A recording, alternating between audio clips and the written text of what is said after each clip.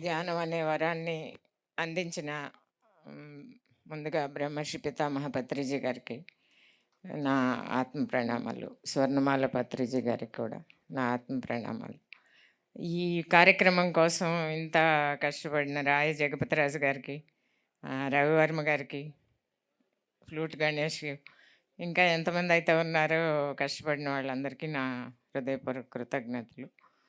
ఇక్కడికి విచ్చేసిన ఆత్మ బంధువులందరికీ నా ఆత్మ ప్రణామాలు. నా పేరు వెల్లంకి లలిత, విజయవాడ అండి. సిద్ధార్థ ఇన్స్టిట్యూషన్స్ వైవిరావు గారి అమ్మాయిని. ఒక 2 నిమిషాలే టైం ఇచ్చారు కాబట్టి ఏం మాట్లాడాలో తెలియట్లేదు. ఈ ధ్యానంలోకి నేను 2007లో వచ్చాను. జక్కా రాఘవరావు గారు పిరమిడ్ హౌస్‌ది 10 ఇయర్స్ సెలబ్రేషన్స్ జిమ్‌ఖానా క్లబ్‌లో జరిగినాయి. నేను పేపర్‌లో చిన్న యాడ్ చూసి మెడిటేషన్ గురించి అదేంటో చూద్దామని ఊరికి వెళ్ళానమాట. ఒక ఏజ్ వచ్చినాక మెడిటేషన్ కావాలంటారు కదా! దానికోసం వెళ్ళాను. సిద్ధార్థ అకాడమీలో మా వారు గవర్నింగ్ బాడీ మెంబరు, నేనేమో లైఫ్ మెంబర్‌ని. ఆ మీటింగ్‌లకి వాటన్నిటికి ఎక్కడికెళ్ళినా ఫస్ట్ లైన్‌లో కూర్చోవటం అలవాటు. అక్కడంతా డెకరేషన్స్ అయన్నీ చేసినా ఒక 10,000 మంది అన్నారు. వాళ్ళు ర్యాలీ నుంచి ఇంకా రాలేదు. నేను కూర్చున్నాను. సార్ ఫస్టు ఆ ముగ్గులు అయి చూసుకుంటానే వచ్చారు. షేక్ హ్యాండ్ ఇచ్చాను. నేను రోటేరియన్ని, ఇన్నర్ వీల్ మెంబర్‌ని, అకాడమీలో వీటన్నిటికి కూడా షేక్ హ్యాండ్ ఇవ్వటం అలవాటయిపోయి ఇచ్చాను గానీ, దాని అదృష్టం ఏంటో తర్వాత గాని తెలియలేదు. ఆ రోజు తెలీదు. షేక్ హ్యాండ్ ఇచ్చాను. సార్ స్టేజ్ మీదకెళ్ళిపోయారు. మళ్ళీ వెళ్ళేటప్పుడు కిందకొస్తున్నారు. హైదరాబాద్‌లో మా బ్రదర్ ఉన్నారు సార్, వచ్చినప్పుడు కలుస్తానని చెప్పేసి ఇంకా వచ్చేసాను.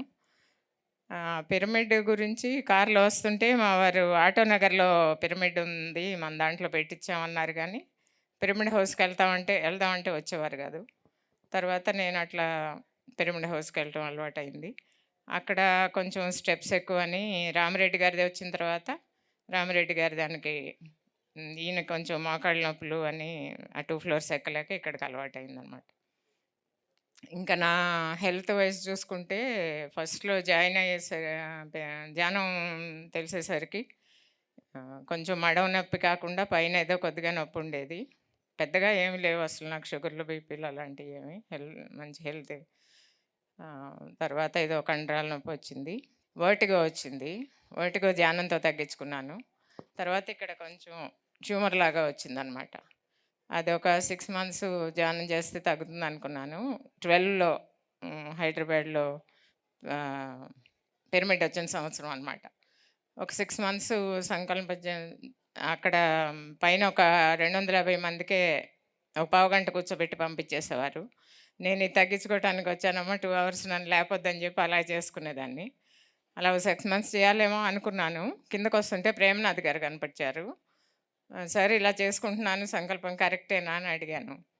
దానికి తగ్గించుకుని ధ్యాన ప్రచారం చేయాలనే ఇదే యాడ్ చేయమ్మా, లోక కళ్యాణం కోసం అని ప్రకృతి సహకరిస్తుందంటే అప్పుడు 6 మంత్స్‌లోనే తగ్గిపోయింది.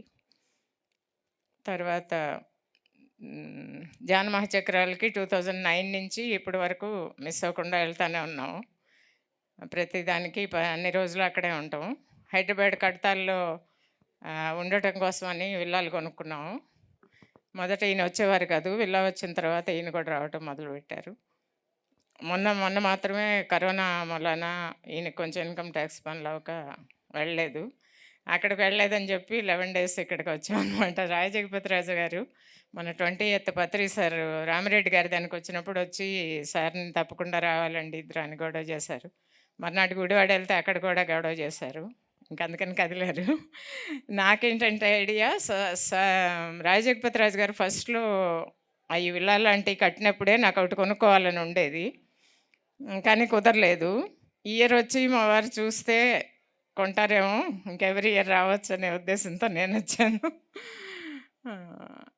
తర్వాత సిద్ధార్థ ఇన్స్టిట్యూషన్స్‌లో మన కార్యక్రమాలకి రాఘవరావు గారు ఒకసారి 2 సార్లు పిరమిడ్ పార్టీ అప్పుడు ఒక సప్తాహానికి హోటల్ మేనేజ్మెంట్ గ్రౌండ్ ఇప్పించాను.